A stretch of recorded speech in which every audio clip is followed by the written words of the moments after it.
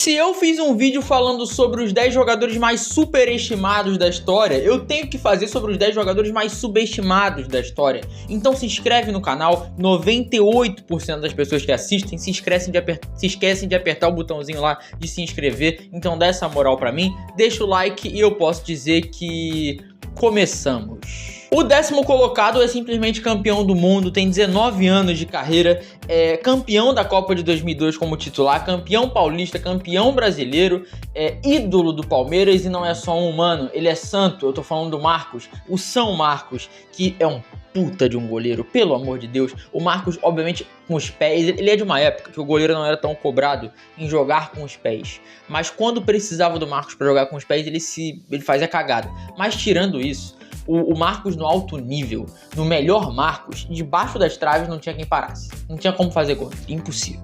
O cara é voando, muito bom, muito bom, muito... É absurdo porque o Marcos, vamos pegar com os rivais dele, ele substituiu o Veloso, ele substituiu o Veloso, que é um puta de um goleiro, é contemporâneo de Rogério Ceni, de Dida, até de Júlio César, um pouco depois, e tá junto com esses caras. Sendo que ele é muito menos considerado, apesar do título de campeão do mundo, ele é menos considerado do que esses outros. Esses outros eu acho melhor que ele, sim, mas não é um abismo tão grande quanto parece ser.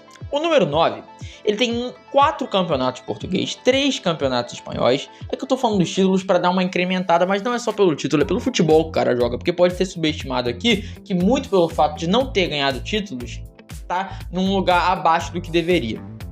E 3 Champions Leagues, Eurocopa. Por sinal, ele jogou a Eurocopa de 2008, 2012 e 2016. Ele tá no time da Euro, das 3 Eurocopas que ele jogou. Eu tô falando do Pepe. O que o Pepe jogou... E outra coisa, ele é subestimado pelo fato que ele era agressivo.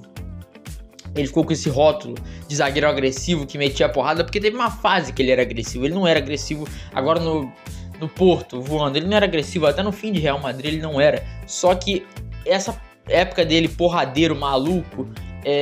rotulou ele como uma coisa só, sendo que ele é muito bom zagueiro, um jogador com uma saída de bola muito boa, um zagueiro que apesar de ser não era tão forte assim, mas é um jogador que tinha velocidade. Para um zagueiro é muito importante isso, um cara que ajudava também no jogo aéreo, um baita de um líder, um dos grandes ídolos do século no Futebol Clube do Porto.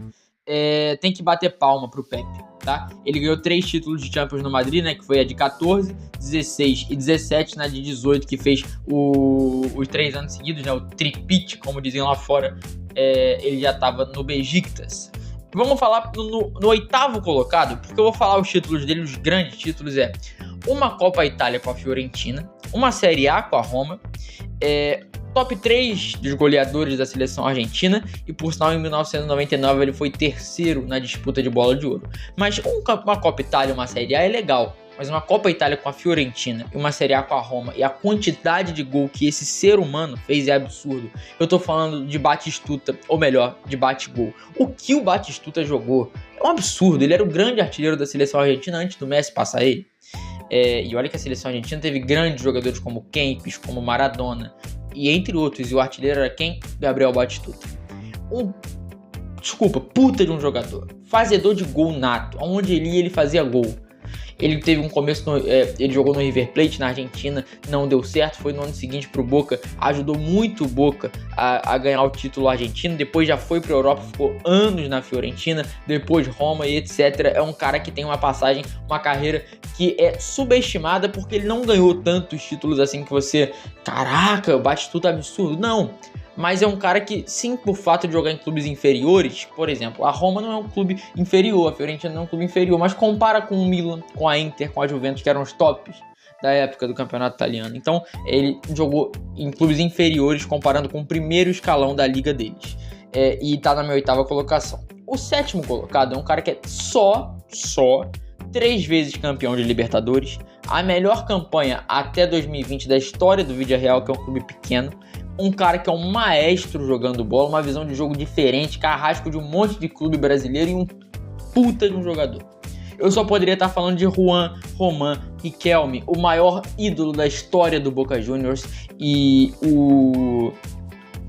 o sétimo colocado nessa lista aqui. O que o Riquelme jogou foi um absurdo. O cara é um craque e muito subestimado porque ele não ganhou 3 Champions, ganhou 3 Libertadores. Claro que a Champions é mais difícil, sim, a Liga dos Campeões é mais difícil que a Libertadores, mas ele é enorme no continente sul-americano e ele é bem diminuído na Europa. Apesar de ter sido ídolo do Villarreal, ele deveria ter sido mais considerado. E é um cara que foi pro Barcelona, não deu certo só por culpa dele, não.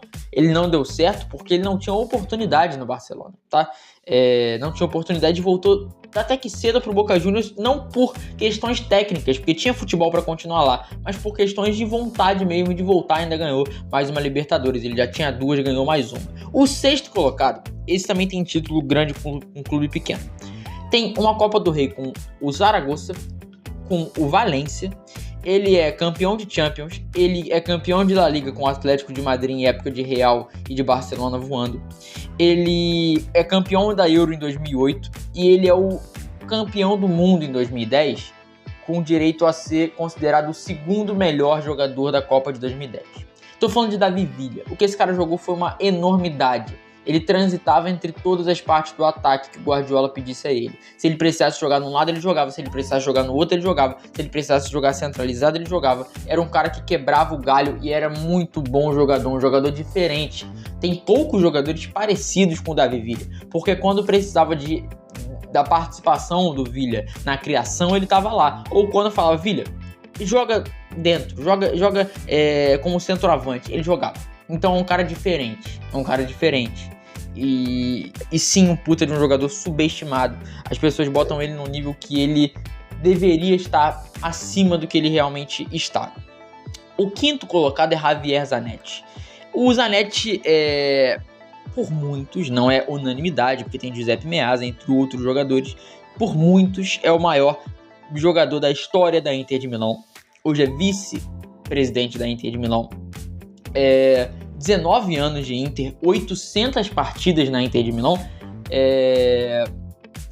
com campeão de Copa UEFA. Lembrando que a Copa UEFA ela não era a Europa League de hoje, era muito melhor nos anos 90, porque menos times jogavam a Champions League, então times bons iam muito para a Copa UEFA, e era um torneio disputadíssimo. Por sinal, ganhou essa Copa UEFA com Ronaldo, 4 vezes campeão de Copa Itália, campeão de Liga dos Campeões pela Inter, 5 vezes campeão de campeonato italiano. É um absurdo que o Zanetti jogou. Já jogou de lateral direito, lateral esquerdo, quebrou galho na zaga, também jogou de volante, um absurdo de jogador. Muitos anos de seleção argentina, então nada mais que justo botar ele na quinta colocação. Na quarta colocação é um cara que ele é subestimado como goleiro debaixo da trave, e ele é subestimado porque deve ser uma fantasia esse goleiro que faz gol lá no Brasil. Mas se ele fizesse isso e teve nível na Premier League, no Campeonato Espanhol, no Campeonato Italiano, o Rogério Ceni estaria do lado de Gianluigi Buffon e de Manuel Neuer na comparação de melhores goleiros de todos os tempos. Ok? Porque a gente subestima muito. Se o Alisson tá nessa discussão, não de melhor de todos os tempos, mas de melhores goleiros do mundo, melhores da história até, não o melhor, mas entre os melhores ele tá. Muita gente compara ele com o Peter Cech, muita gente compara ele com... me fugiu o nome, Van der Sar. Por que o Rogério não podia estar nessa lista? Eu acho ele melhor que o Alisson. Por que não? Porque ele jogou no Brasil? Pelo amor de Deus. O Rogério Ceni tem 22 anos de profissional. Ele é campeão mundial 2 vezes. Ele é 2 vezes campeão de Copa Libertadores, né? Um título mundial e uma Libertadores que ele ganhou. Ele era totalmente reserva e no outro um jogador fundamental. Ele, além disso, 3 vezes campeão brasileiro seguido. Só para avisar, 1.200 jogos pelo São Paulo Futebol Clube, 131 gols, batia falta e pênalti, como poucos jogadores de linha até mesmo. E claro que eu não posso esquecer do maior título da carreira do Rogério, apesar dele não jogar, estava no grupo e é com muito mérito campeão do mundo. O Rogério Ceni, um jogador campeão do mundo, é um absurdo de jogador. Nossa, se o Rogério Ceni joga no Arsenal, se ele joga no Chelsea, porra, eu ia falar... Que absurdo é esse? Que animosidade é essa de um cara que meteu mais de 100 gols como goleiro? É uma loucura pensar nisso. A gente subestima porque ele jogou no Brasil. E o que jogou no Brasil era o melhor goleiro debaixo da trave e fora dela. Fora dela nem se contesta, né? Mas debaixo da trave eu acho o Marcos num nível parecido, mas o trunfo do Rogério é que ele batia a falta e metia gol de pênalti sendo goleiro. Então já é um absurdo. Terceiro colocado é o Dunga. O Dunga, ele jogou 3 Copas do Mundo pelo Brasil. Que ele sofreu de pressão da imprensa, que ele sofreu de crítica exacerbada, pra dizer a verdade. É um absurdo. O Dunga, ele ganhou uma dessas Copas do Mundo, né? Além disso, ele é campeão. É porque título a gente olha hoje com uma visão e é diferente do que ele era. Ele é campeão carioca com o Vasco em 87. Você fala, foda-se, campeonato carioca. Não. Campeonato carioca era muito grande nessa época, porque os times eram competitivos e davam a vida para ganhar o campeonato carioca. Por sinal, não é qualquer título carioca. Esse time do Vasco, ele tinha Roberto Dinamite e Romário no ataque. E quem segurava a onda lá atrás era o Dunga. É um jogador que não é um volante grosso, ruim, que sai jogando, não. O Dunga tem uma saída de bola boa, um passe bom, um jogador que é líder, diferenciado, campeão também gaúcho, com o Internacional 2 anos seguidos. Por sinal, numa época de Grêmio campeão do mundo, campeão do gaúcho foi o Inter. Então, e um dos grandes jogadores daquela equipe era o Dunga. É um absurdo que o Dunga jogou. Ele tem 3 Copas do Mundo no currículo. É capitão de seleção brasileira, então é um jogador gigante. Depois de tudo que ele passou e que ele conquistou, ele é gigante. Como treinador não me agrada, mas como jogador é um monstro. Um total monstro. O segundo colocado, esse a gente tem que pesquisar, a gente tem que ver, mas você vê um jogo dele inteiro, você vê um jogo dele bom assim, a postura que ele tem como jogador, você fala, porra. Eu entendo agora quem fala que é o maior zagueiro que viu jogar, ou quem fala que tá no top 3, no top 5, e se falar esse nome na Europa, pra quem assiste futebol, é porque eu falo muito Europa, porque eles costumam ditar o ritmo do futebol, não sei por quê, porque eles não entendem mais e nem menos que eu, que você, e que teu pai, tua mãe, tua família inteira sobre futebol, é igual. Só que lá tem um negócio de olhar pra Europa como superior ao que a gente é. E se você falar esse nome pra um europeu, ele vai, a cada 10 europeus, um vão conhecer esse cara. Tô falando do Aldair. Porque o Aldair jogou como um zagueiro, tem gente que considera ele o melhor zagueiro de todos os tempos. Uma técnica, um absurdo jogando bola, um zagueiro... Porra, se eu imaginasse o zagueiro perfeito, eu imagino o Aldair. O que esse cara jogou, cara? Ídolo no Flamengo. 2 Copas do Mundo na conta dele. Campeão de campeonato italiano de Série A com a Roma. Campeão de Copa Itália com a Roma. É um absurdo que esse cara jogou. É um nível de futebol altíssimo. Um zagueiro que sabia dar porrada quando precisava, sabia ser técnico quando precisava, saía jogando muito bem. Por muitos é o maior zagueiro de todos os tempos. Eu discordo, porque eu acho que tem zagueiros melhores, como o Paulo Maldini. Brasileiro, acho que dá uma penada pra achar um. Eu acho ele melhor que o Lúcio. É difícil achar um zagueiro brasileiro melhor que o Aldair. Talvez ele seja o melhor, mas eu acho que na Europa ainda tem alguns melhor. Não porque são europeus, sim, porque alguns melhores do que ele. O número 1, esse cara ele deveria estar no patamar, se não igual, parecido com o Zidane. E ele nem tá. Esse cara tem um momento marcante na carreira dele, eu dei uma porrada no microfone aqui, um momento marcante na carreira dele que rebaixou o nível dele. Esse cara é bola de ouro. Ele tem mais de 700 gols na carreira, sendo meio campo, segundo atacante, não era um centroavante, e meteu mais de 700 gols na carreira. Só jogou em time grande. Ambidestro, algo que é difícil de ver hoje. Tô falando de Roberto Baggio. Absurdo de jogador. Se você botar ele no mesmo nível do Zidane, eu não discordo de você. Pra mim ele é um pouco pior. Mas Zidane, nota 10, ele é nota 9. É um jogador subestimadíssimo. Jogar na posição dele e meter mais de 700 gols. Conseguir passar pelo momento dificílimo da Copa de 94, sendo o melhor jogador do mundo, lesionado, jogando aquela final. Bola de ouro. Um momento dificílimo como ele passou. Jogou 3 Copas com a Itália, sendo o grande craque da equipe. O tamanho que o Roberto Baggio tem é muito subestimado. Muito subestimado. Esse cara, ele deveria estar no patamar...